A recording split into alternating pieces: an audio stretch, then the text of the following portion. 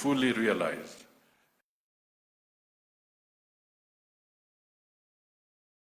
Hence, we are now committing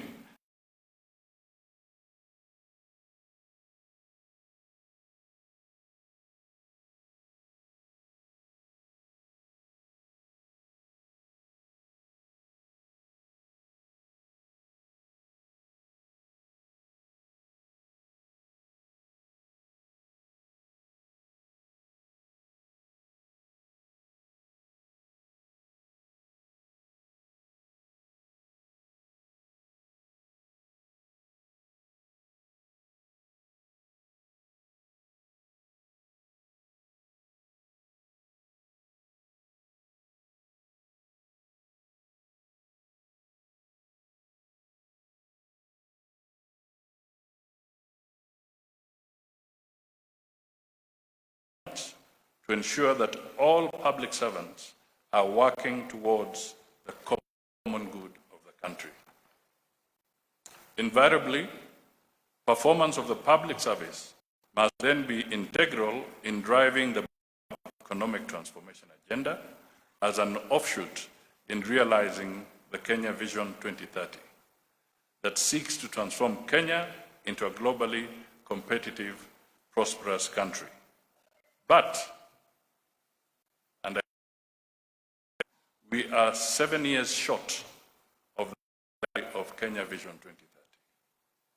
A conversation around Kenya's Vision 2063, when Kenya turns 100 years old, must begin.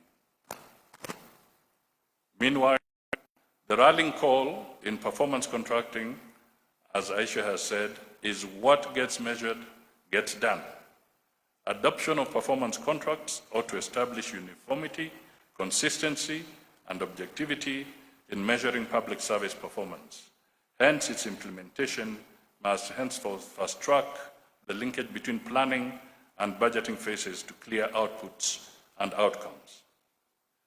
Your Excellency, upon implementation of performance contracts in the public service in 2004, economic growth rose to a record 7.1% in 2007,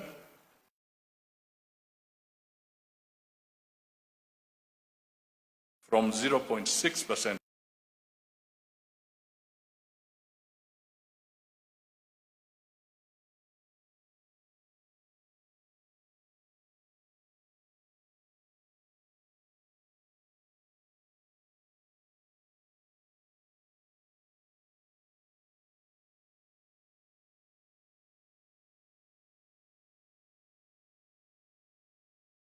Second runners-up award for Best Innovation in Citizen-Centered Service Delivery, Public Service Day held in Zimbabwe. As a result, African, Malawi, Sierra Leone, and Lesotho have domesticated the Kenyan model of performance contracting in the management of their public service. Performance management the world over has been evolving, and I am informed the same renewal takes place in Kenya. First, I am informed that in 2020, the Public Service Performance Management Unit commenced automation of the performance contracting processes that were previously carried out manually. This is being done through a fully homegrown online government performance contracting information system. The ultimate goal of this system is a fully automated end-to-end system where all relevant performance contracting processes are carried out online. It is worth pointing out that the system ensured continuity of service delivery during the challenging COVID-19 pandemic. Hence, the GPCIS should be emulated by other efforts to automate service delivery.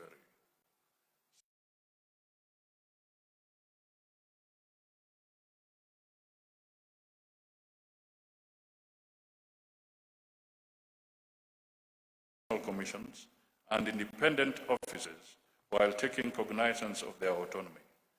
Its rollout will re-engineer the organizational, operational, and institutional framework for guiding performance management services in Kenya's public service.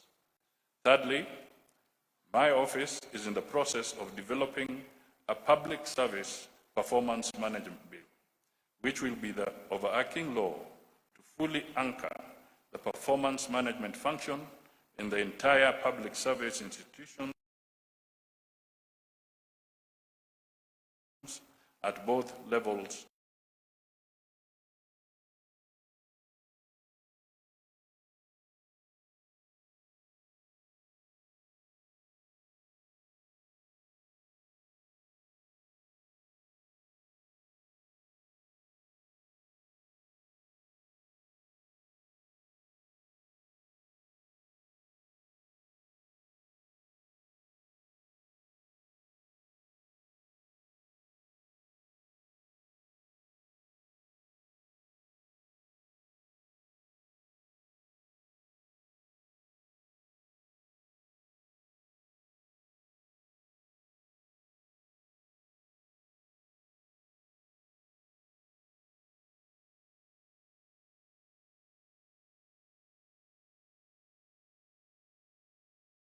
financial year. But in the subsequent financial years, the focus of the performance contracts will be based on, among others, the priorities agreed during the cabinet retreat held at the beginning of this year in Nanyuki, chaired by yourself. In order to realize this, all public institutions must ensure that their respective key priorities are included in their performance contracts.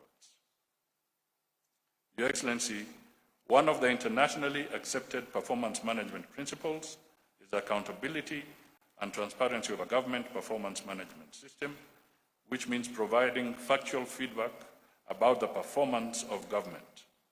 Therefore, the annual performance evaluation and release of the report for the financial year 2021-2022 marks a momentous occasion since it provides the baseline for performance commitments in the next financial year and also some reflection. Allow me, therefore, to reflect on a matter that should not escape our collective attention. Your Excellency, just before Easter, the Public Service Commission 2021-2022 annual report indicts ministries, departments, and agencies for incurring colossal financial penalties through court awards because of failure to honor contractual obligations. The Public Service Commission reveals that most losses are occasioned when state entities enter into contracts without adequate budgeted and approved funding.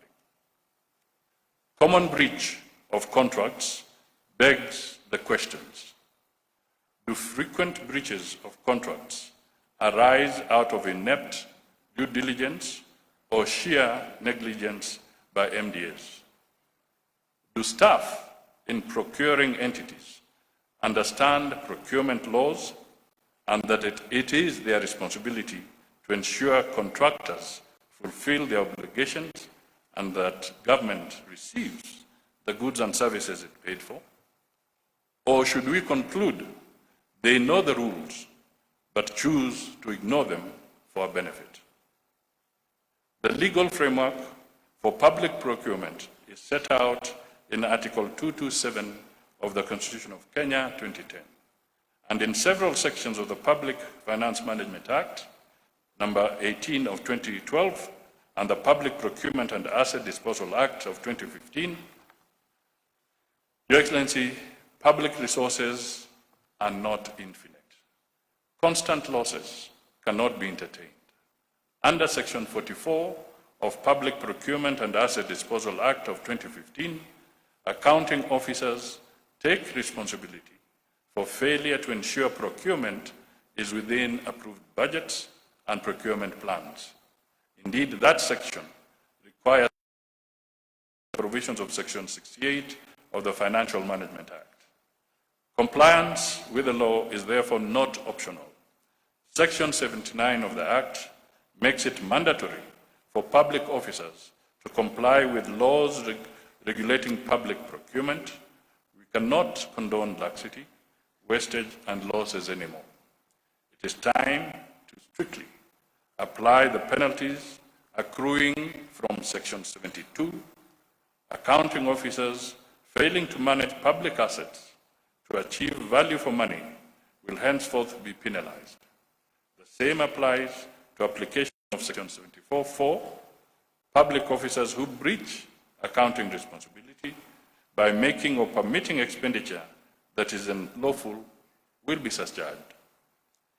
I have deliberately highlighted these issues because they are at the center of perennial loss of resources arising from lost cases in courts of law. Going forward, we will soon issue a clear framework to address these deficiencies and make officers more accountable. Your Excellency, in order to fulfill the commitments made to our people, it is paramount that the whole public service honestly puts to practice the tried and time-tested result-based performance. To ensure that this is done, my office will ensure compliance with the annual performance contracting cycle timelines. This is besides holding quarterly meetings with principal secretaries to monitor achievements of agreed performance targets.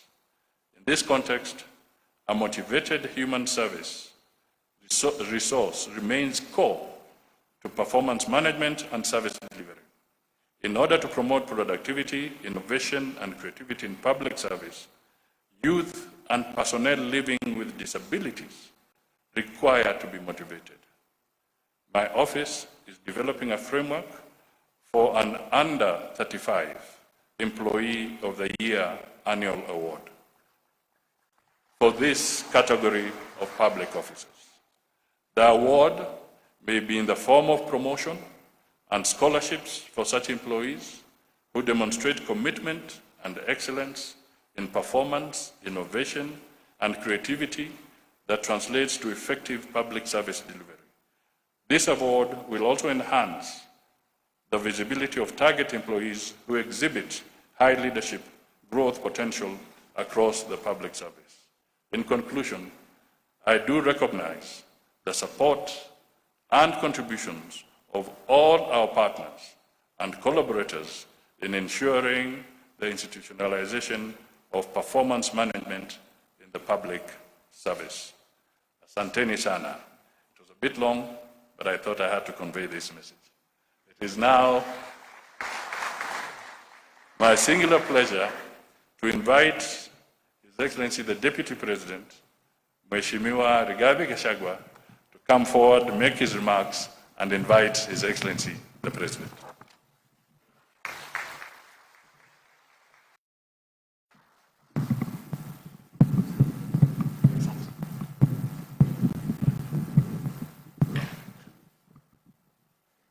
Thank you very much, Your Excellency, the President of the Republic of Kenya and Commander-in-Chief of our Defense Forces, Dr. William Ruto, the Prime Cabinet Secretary, Honorable Musalia Mudavadi, all Cabinet Secretaries present, the Head of the Public Service and Chief of Staff, Principal Secretaries, Senior Government Officials, good morning or afternoon.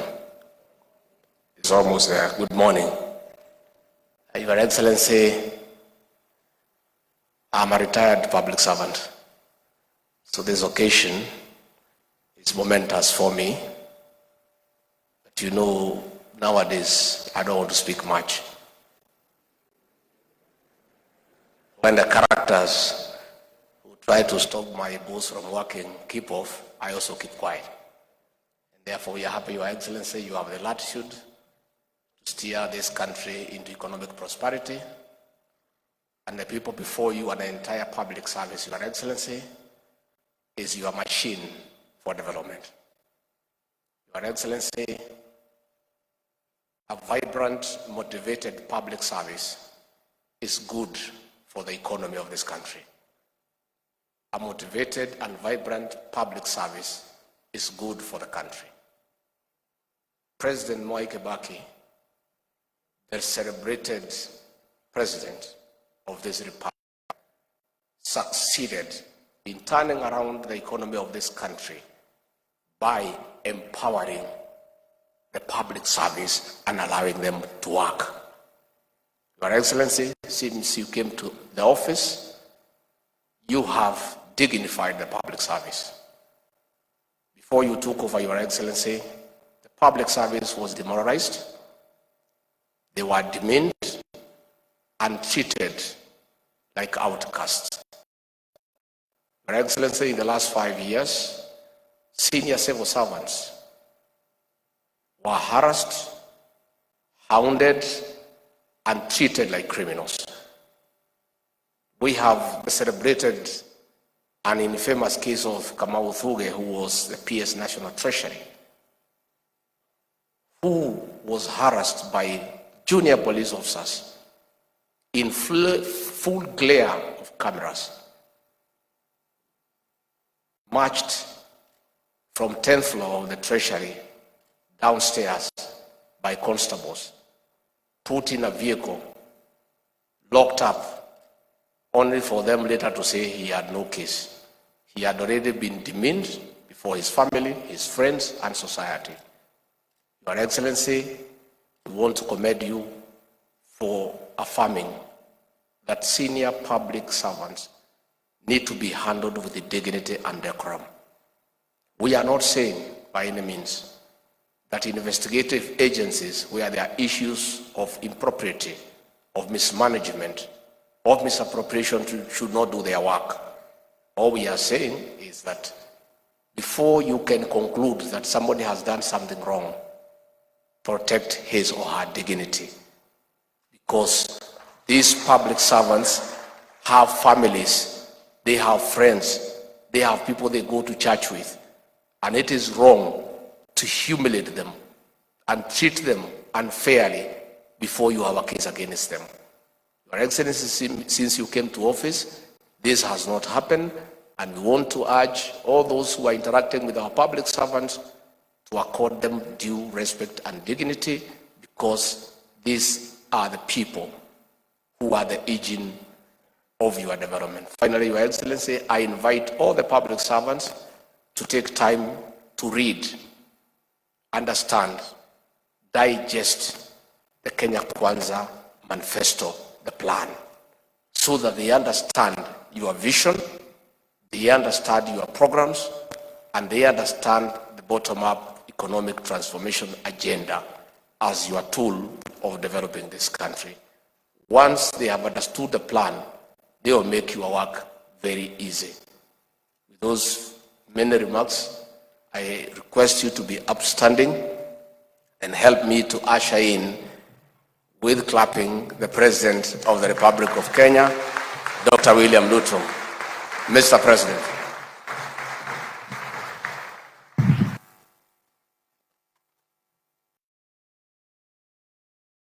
Thank you very much, Mr. Deputy President. Let's take our seats. Thank you very much.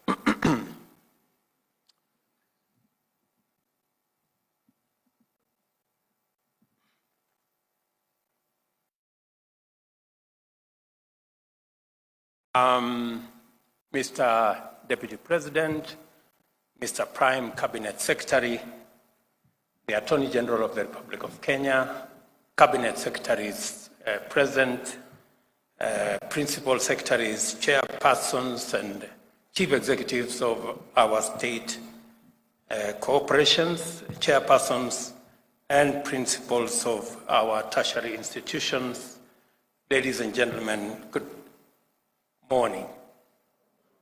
Good afternoon.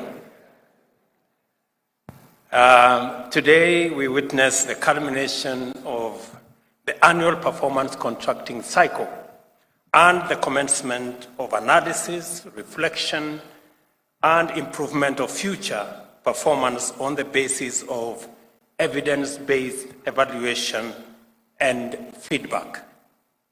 Although the performance management framework is now in the 19th annual cycle, it is important to note that it emphatically and systematically incorporates, articulates, and enforces the values and principles of public service as laid down in Article 232 of the Constitution of Kenya, and thereby enables the public service to become the foremost champion of the national values and principles of governance set out in Article 10 of our Constitution.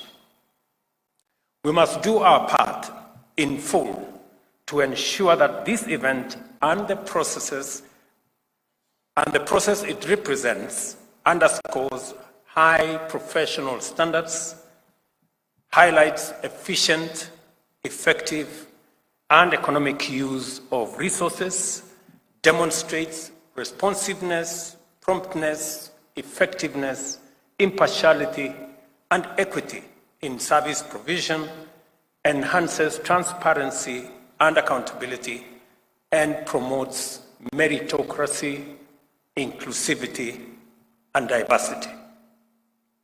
The imperative of ensuring that the provisions of the public service to citizens meets a specified constitutional threshold makes it inevitable for us to insist upon a more standardized, rational, and evidence-based management regime. Last week, I engaged public servants about the constitutional stipulations regarding how government goes about the task of realizing citizens' expectations through the public service. In our constitutional dispensation, the public service is configured to become the optimal instrument to effectively mediate between the government's commitments and citizens' aspirations. In formulating the bottom-up economic transformation agenda, we went to great lengths to conduct exhaustive consultations with Kenyans throughout the country. These consultations enabled us to formulate the policy and strategic basis of our manifesto, as well as formal charters containing actionable commitments to be implemented through the bottom-up economic transformation agenda. We understand our governing mandate to be anchored on the deep understanding we have with the people of Kenya, and that my performance contract as president is set out in the Constitution and the agenda I sold with my team to the people of Kenya. My performance contract, therefore, sets out targets that the government must achieve in feeding every Kenyan, providing affordable housing throughout the country, achieving the universal health coverage, establishing necessary infrastructure for the expansive growth of the digital and creative economies, as well as creating millions of jobs through aggressive expansion of micro, small, and medium enterprises, including industrialization. In other words, I'm saying that while we have the privilege to serve in the public service, it's not a right. We are close to 700,000 people in the public service out of 50+ million Kenyans. It is a privilege for us, the few of us, to serve in the public service. But that privilege comes with a responsibility on what do we do to create opportunity for the millions who do not have the privilege we have to serve in the public service. What is it that we are going to do so that they too can have an opportunity to work, to get a job, to do a business, and to go about their lives as the rest of us are doing? And that comes with huge responsibility on each and every one of us that have the privilege to serve in the public service. We understand our governing mandate, as I have said. And as I have said, my performance contracts, therefore, sets out targets that the government must achieve. My team in the executive assists me in the performance of this contract through contracted delegation as authorized in the Constitution, and the programs, projects, and tasks required to be performed are relayed onward to various departments and agencies under ministries. Under Article 132(3)(b), I shall exercise my mandate to direct and coordinate the functions of these ministries and government departments, thereby ensuring that your effective performance satisfies the government's contractual obligation with the people of Kenya. We all have a contract with the people of Kenya, and that contract is going to be effectively measured by performance. And I agree that that performance must be measured. In other words, you will have all the necessary authority and support to deliver successfully, because through you, I am committed in every item indicated during my performance evaluation when I return to the people to seek a fresh mandate. Therefore, oversee the execution of government mandate to the highest degree of achievement and the best level of performance. I know we have had to have some very unpleasant discussions with many of you on many occasions. I've had to make telephone calls, we've had to engage in various ways. We've had sometimes very interesting conversations, and I must commend many public servants who put in their very best. And I see it, and we witness it, and the people of Kenya feel it. I know that we've also had occasions when we haven't quite been in very good terms. And we've had to, do what we have to do. Let me give you maybe a few examples. I must commend the partnership between the ministry responsible for the Hustler Fund. In a record 3 months, we were able to put together with the private sector. I must commend the CEO of Safaricom, the CEO of Airtel, the CEO of Telecom Kenya. They came through, sat on a table with us, and in a record 90 days, we had a product that today 7 million Kenyans are borrowing every day and repaying. We have a product that has given us the opportunity to lend 26 billion shillings in a record 5 months. We have saved close to 1.3 billion, and we have 7 million Kenyans borrowing daily on that platform. I know many people have asked me, especially those of us in the political class, that how can we have such a successful product and we are not making enough political, noise around it so that people know it is happening. I want to tell you, relax. 7 million Kenyans know what that program is doing to them. Let me also, in a very special way, just commend some of our performers.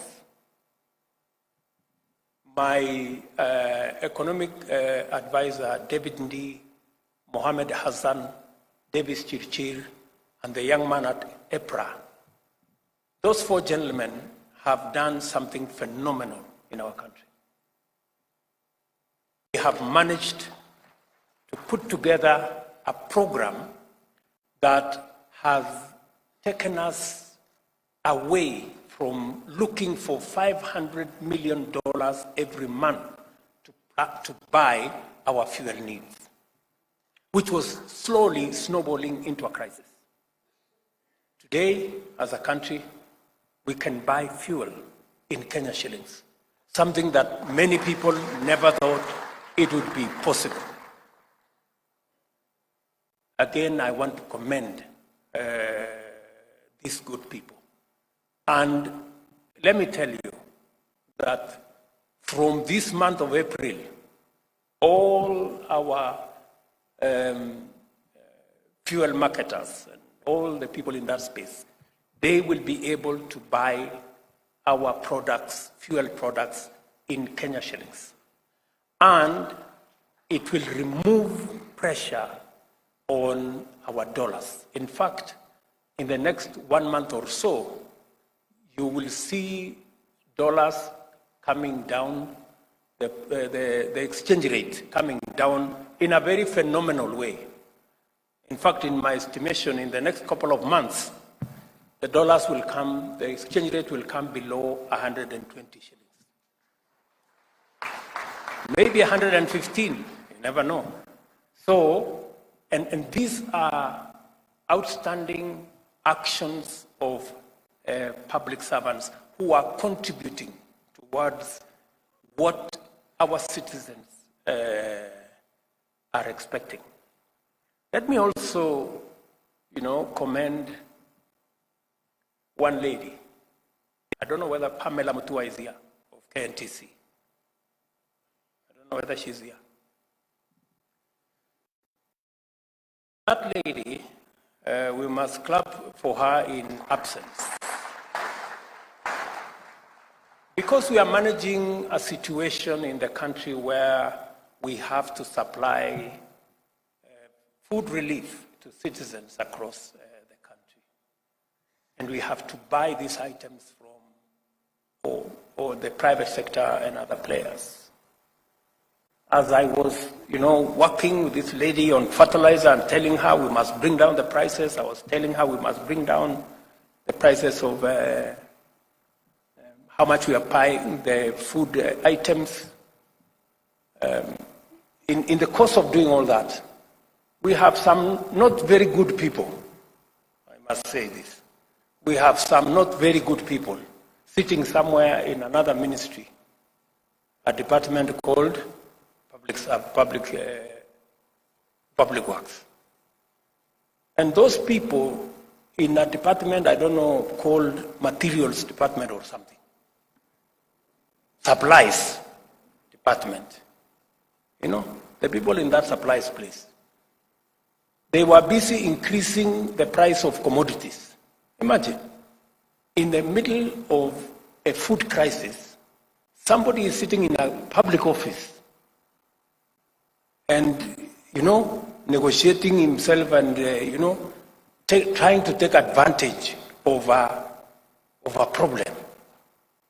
And they were increasing the prices, imagine, of supply of some of these items. I don't know, rice was going up from 5,000 to 7,200. So this lady tells me, but Mr. President, why is the government telling us to increase the price at which we buy rice from 5,000 to 7,000? This is not the private sector telling us. It is people sitting in government. Those people in that department supplies. Tutawashtaki kwa Mungu. Surely, that is how, and that is why I say, the people who do well, the people who serve with dignity and sincerity, like Pamela, who told me, Mr. President, we are being told this, please stop these people. And I had to stop them. Today, and I want to thank the office of the Deputy President, today we are buying those food items at between 4,500 and 5,000. Not the 7,000 those supply people were telling us. So we must evaluate everybody.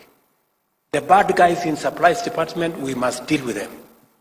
And the good people like Pamela, we must reward them, because that's how this is going to work. Let me also say one more thing about my good deputy here. We had a program, we were registering farmers. For 5 years, we managed to register only 1 million farmers. But just in 2 weeks, this deputy of mine mobilized the whole public service, because he was a former public servant, and they registered 5 million farmers in 2 weeks. Today, we are giving fertilizer to farmers using a digital platform. Everybody gets an SMS, your fertilizer is ready, come for it. You don't have to queue. The cartels have disappeared. The conmen could have no place to steal our fertilizer. For the first time, every farmer who needed fertilizer got fertilizer, and that program is moving very well. In other words, I am saying it is possible for us to do the right thing and take the country forward. And therefore, and I want to speak to you as people who collectively we've been given the privilege by the people of Kenya to serve them, to work for them. We must also make sure that the privilege we have, the opportunity we have, translates into opportunity for the millions of Kenyans too, to have access to a job, access to a business opportunity, access to do their farming, and drive our country into the right direction. Here is our opportunity to unbundle all the commitments in our agenda as determined in the high-level retreat in Nanyuki early this year, and to prepare to assign them for implementation to every department, all the way to every public servant. As we consider the results of the evaluation and feedback, we also have to deliberate with greater intention about the design of the forthcoming performance contracts, their implementation and evaluation. Above and beyond the broader constitutional obligations and the strategic objectives in terms of our plan, I am very keen to observe how the next performance management cycle enhances the realization of the national values and principles of governance throughout government, at all levels of governance, and in all parts of the country. In particular, how much the public service affords equal opportunities for men and women, persons from all communities, and persons with disability will be of foremost interest. Equally, critical will be the mainstreaming of a comprehensive agenda for Kenyan youth, including training, apprenticeship, industrial attachment, and internship, access to government procurement opportunities, and entrenchment of the digital and creative economy. Further, it is of paramount importance that the performance management mechanism meaningfully reflects our resolve to enhance efficiency and reach of government services through digitization, automation, and deployment of various information and communication technologies. Kenya is a regional, continental, and global champion of a just transition to clean, green industrialization. Our credibility in this cause is founded on demonstrable commitment to green up our national power grid, restore degraded landscapes and ecosystems, conserve forests, water towers, wetlands, and other carbon sinks, and promote heavy investment in wind, solar power, and in addition to hydro and geothermal power. We are also promoters of e-mobility and sustainability across every sector. This magnitude of our commitment to the green agenda is further demonstrated by the fact that Kenya will host the Africa Climate Action Summit in Nairobi between 4th and 6th of September this year.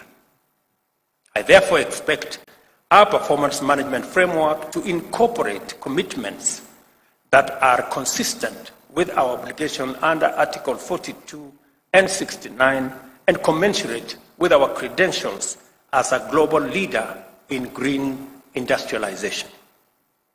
Because of the urgency in delivering our commitments and providing services to the people, the need to ensure that every shilling of our increasingly scarce resources delivers its fullest value, and the requirements of transparency and accountability. The government is determined to reinvigorate performance management as a means of motivating, facilitating, and coordinating the public service in our delivery of the mandate that has been given to us by the people of Kenya. At this juncture, I must emphasize the need to ensure completion of viable, budgeted for, and already commenced projects and programs before we embark on new ones. I ask Cabinet Secretaries, Principal Secretaries, Chief Executive Officers of state corporations, and principals of tertiary institutions to use performance contracts to ensure that projects and programs are completed on time and within available resources. As I have said before, we made a commitment that we are going to steer the country away from the cliff where we were heading in terms of our economy. First initial step was to reduce the amount of borrowing that we were heading in the wrong direction. We did decide as a government that though we had agreed with our development partners, including our multilateral lenders, on a fiscal deficit of 6.2% of GDP, we deliberately decided that we're going to come down to 5.7% of GDP as our commitment to a new trajectory of ensuring that Kenya lives within its means. And as a government, we live within our means. In the same spirit, I have had a candid conversation with the ministry responsible for infrastructure, and the 910 billion worth of projects that were already in some form committed. We've scaled it down, and I had a long meeting with all the agencies under the Ministry of Transport and Roads to scale it down. I think we have shaved another 250 billion out of that so that we can stagger the project. The projects deliver on the ones that are of immediate, already started and rolling, and then do the others later, because we have to live within our means. I want to assure you and assure the country that we are well on course in running a stable economy that is not dependent on unnecessary, excessive borrowing. I know we had an issue of delayed salaries, which is, somebody said, it is the first time that we are having delayed salaries. Yes, it is the first time we are having delayed salaries. But it's also the first time we are having such monumental debts. I want to assure the country that that is managed. We have turned the corner. All I assure the country is this, the commitment I made that we are not going to borrow money to spend on recurrent expenditure, including salaries. That is the position of the government of Kenya. We will not do that. We will look for our taxes, and I want to commend the Kenya Revenue Authority for what they are doing. They are today at 95% of their commitment. Thank you, Madam Acting Commissioner. They are doing a wonderful job in a very difficult terrain. We have experience of people who are not used to paying taxes. But we have said that this is no longer going to be the animal farm. All of us are going to pay. So again, let me say that that is now behind us. We are moving in the right direction, but to assure the country that we will not continue the old tradition of borrowing money to pay recurrent expenditure, to pay salaries. We are going to pay salaries from our own resources. We are going to carry out our recurrent expenditure using our own resources. And we have moved our fiscal deficit to 5.7%. Our target is to take it to 5% next year and 4.4% the following year, so that we can work within the parameters of the resources that we can raise as we grow our own tax revenue. I have also instructed the Treasury to look at all the taxes, to have a tax review of all the taxes. There are some taxes we certainly are going to reduce in the coming budget, because some of the taxes are punitive and they actually encourage more dodging than paying and compliance, so that we can make it much more easy for citizens, corporates, and all the people that work with us to comply with taxes. Institutionalizing performance management is both desirable and rational. This is the rationale behind the decision to assign the government's performance contracting mechanism to the Public Service Performance Management Unit in the office of the Prime Cabinet Secretary, and I am confident that we shall all begin to experience considerable improvement in public service delivery. As we hold the rest of public service to account on this matter, I will definitely hold the Honorable Musalia Mudavadi also on a performance contract to make sure that this actually happens. I also know that the institutionalization of performance management in government is going to be further anchored in a clear policy framework through the Public Service Performance Management Bill, once it undergoes the necessary developments in readiness for legislation in our Parliament. In keeping with our digital agenda, I am delighted to note that the Government of Kenya has made progress in developing the government online performance contracting information system. This system will promote efficiency, promptness, and transparency, thereby delivering the possibilities, benefits, and advantages of digital technology to the management of public service delivery. A result-oriented, effective coordination and commitment to go beyond the extra mile must be the new features of our approach to service delivery. Let us each do our part in strengthening a performance culture through the public service. To do this, let us eradicate all practices of sabotaging and discouraging high standards of performance in public service, and instead motivate, reinforce, encourage, and support them. Let us also remember that the performance management mechanism is one more platform on which Kenyans will subject our servants to intense scrutiny and align our conduct accordingly. Let me stay here again to thank the Senate and National Assembly for acceding to my request that we provide a platform where the people's representatives sitting in Parliament can interrogate our administration by affording a platform for cabinet secretaries to be able to answer questions directly in Parliament.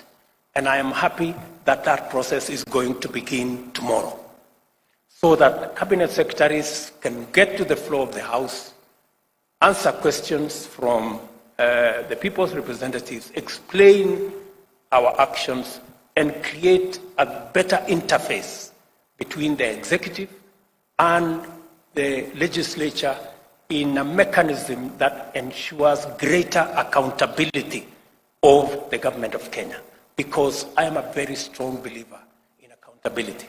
It is the same reason that hopefully through the bipartisan process, we can also get our opposition away from street battles and also afford them an opportunity with a leader of opposition infrastructure funded by the government of Kenya, again, to perform their function of holding government to account.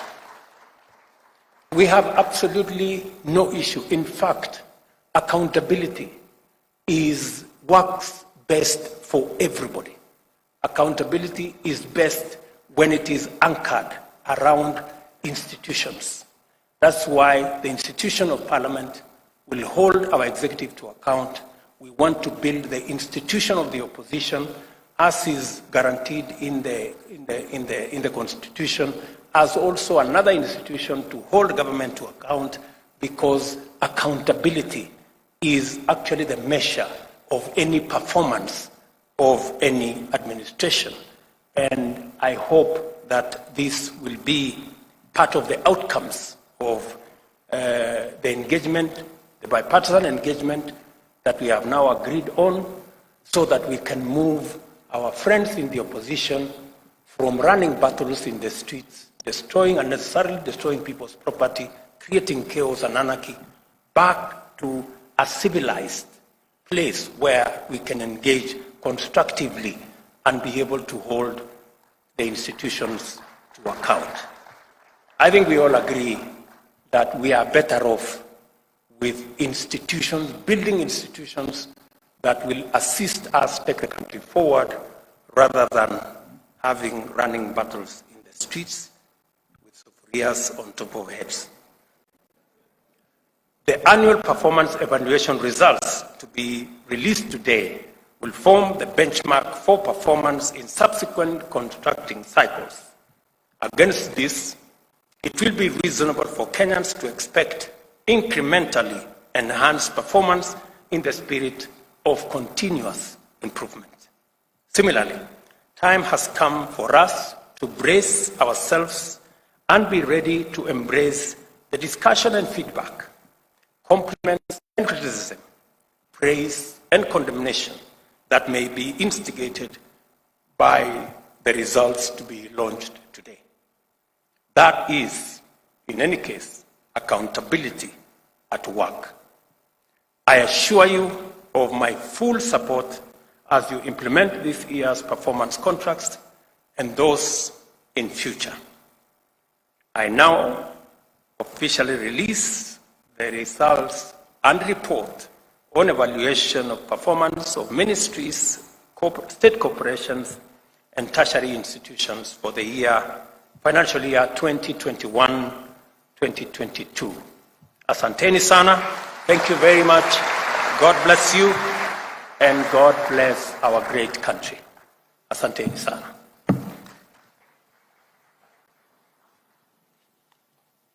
Thank you very much, Your Excellency. With your permission, would like to now move to the unveiling